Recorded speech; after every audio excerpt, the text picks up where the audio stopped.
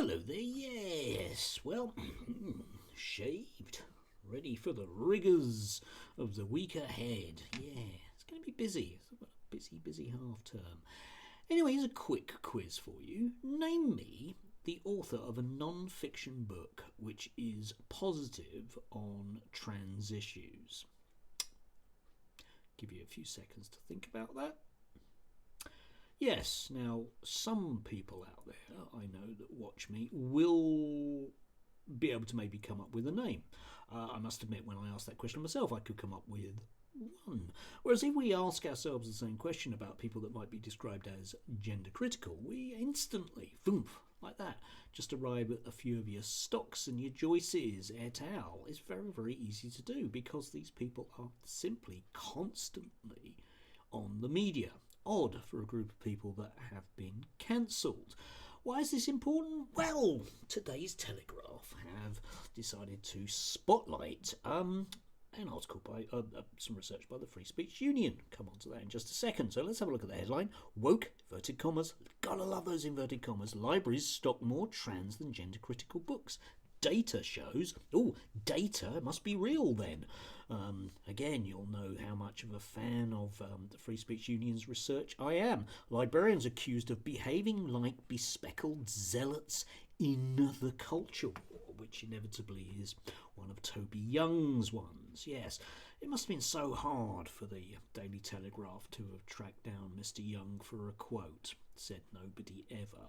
Anyway, the actual thing, because I've read it, I've read it, of course I have, and it's flawed, of course it is, come on to that, is by Carrie Clark, come on to her as well. It's called Not on Our Shelves, Soft Censorship in Local Authority Libraries, which basically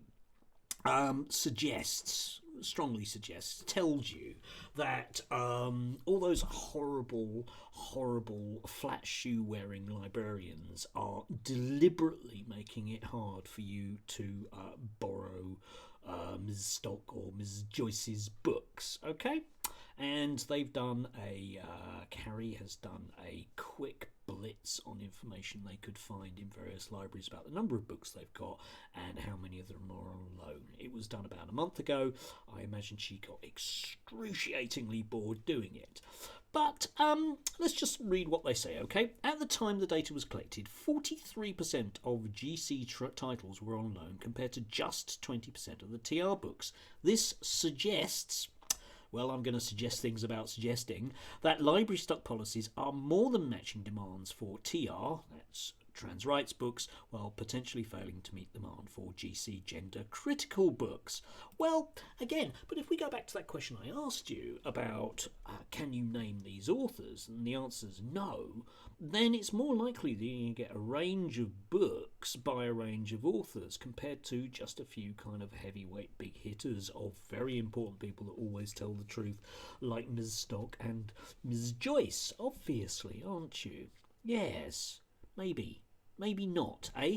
Anyway, yes, the problem, of course, is that if you're suggesting that this is due to bias, you have to factor in other possibilities here.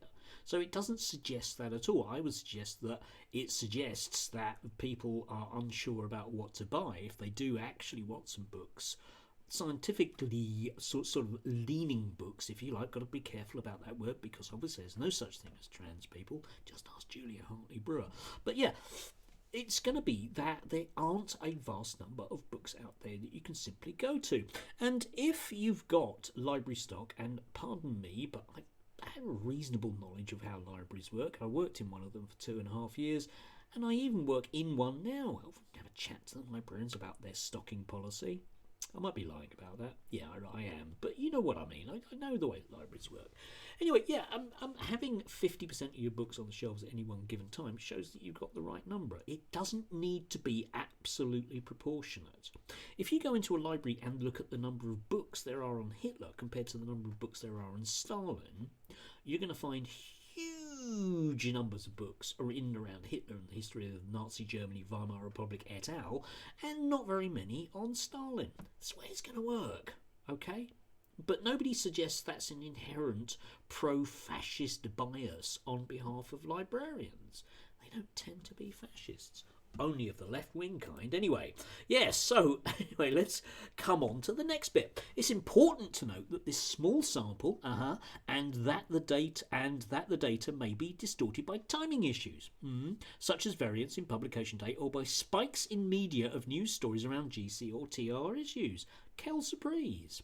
This is not a formal statistical study, but it does suggest a pattern of bias. I would suggest it does indeed show a pattern of bias because you're desperate, Carrie, to make a claim for your various organisations. Again, come on to that in a second. Our sample suggests that across the 49 local authorities we looked at, TR books outnumber GC books, both in absolute terms, number of copies per authority, and relative to underlying demand. And I would suggest that you've just made that up because it's convenient.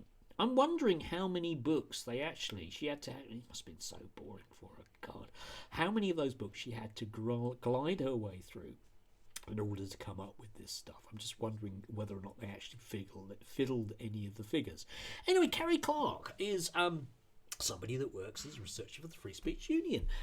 She's also the coordinator of Don't Divide Us, and both of these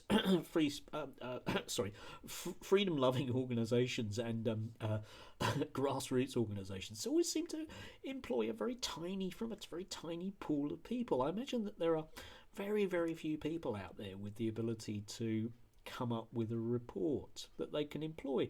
Also a founding member of Counterweight. Yes, you won't remember them at all because they were way too intellectual for the needs of the free speech lot.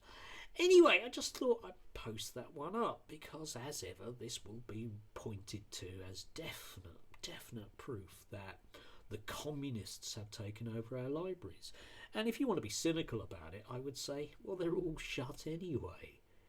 Books, nobody can get their hands on them anyway, can they? Yeah? And if we did have more gender-critical books on the shelves and a 4-year-old saw them, it would be simply the end of the trans people as we know it, because apparently that's how that works. Anyway, do have a lovely Sunday. Yeah.